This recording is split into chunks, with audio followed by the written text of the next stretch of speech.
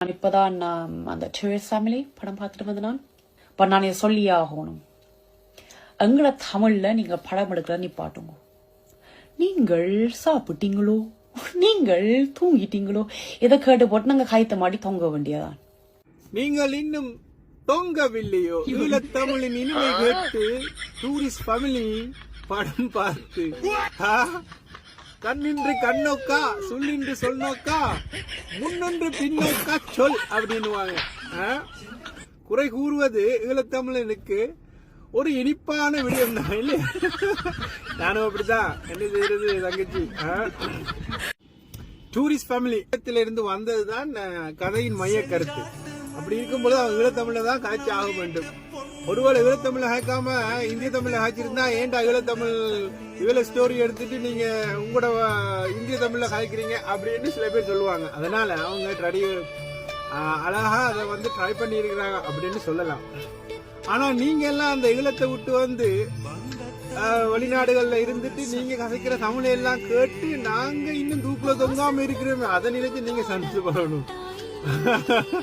அப்படித்தான் சொல்லணும்.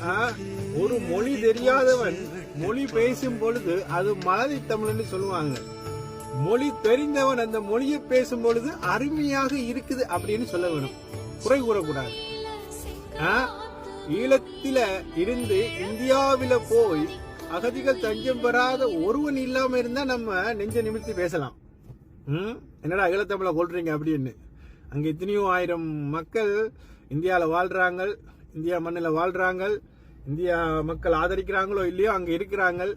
பல பேர் இந்தியாவால் பல பயன்களை பெறுகிறார்கள். இந்தியாவில் செய்யற எல்லா விஷயத்தையும் தூக்கி பிடிச்சிட்டு அதுக்கு பின்னால மட்டும் எல்லா பொண்ணுகளும் போயிருங்க. ஆனா எங்க தமிழை மட்டும் அவங்க கொஞ்சம் குறையா காய்ச்சிட்டா உங்களுக்கு பொறுக்க முடியல, தூக்குல தொங்கன்னு சொல்றீங்க. டூரிஸ்ட் ஃபேமிலி ஒரு சிறந்த படம், அருமையான படம். இவங்க சொல்ற அளவுக்கு அங்க ஒண்ணுமில்ல. ஸ்லாங் தானே வித்தியாசம். பேசுகிற மொழி உங்களுக்கு புரியுது இல்லையா? அது காணும். யாழ்ப்பாணத்து தமிழ் ஈழத்தமிழ் தான் சிறந்ததுன்னு யாரு உங்களுக்கு சொன்னது? அந்த தமிழ வேறு யாராவது வேற மாதிரி பேசினா ஏன் உங்களுக்கு கோபம் வரணும்? மொழி, கதைக்கின்ற மொழி உங்களுக்கு புரிஞ்சா காணும். ஸ்லாங் தேவையில்லை. என்னட்டே கேட்பாங்க, டே நீ என்னடா வடக்கத்தானாடா, யாழ்ப்பாணத்தான் இல்ல, நீ கதைக்கிற கேட்கும்போது சக்தி வருதுண்டு. எடு, வரலன்னா தொண்டையில கைய போட்டு எடு. நான் பேசுகிற வார்த்தை உனக்கு புரிஞ்சா காணுண்டா. அது எப்படி கதைக்கிறேன்றது வந்து அவசியம் இல்லாத விடயம் நினைக்கிறேன். அதுபோலதான் படங்களும். எங்களுடைய ஈழத்து கதையில எடுத்து இந்தியாவில் படமாக்குறது நல்ல விடயம்தான். ஈழத்து படம் எத்தனையோ வந்திருக்கு. அது எங்கட ஈழத்தமிழ்ல கேட்க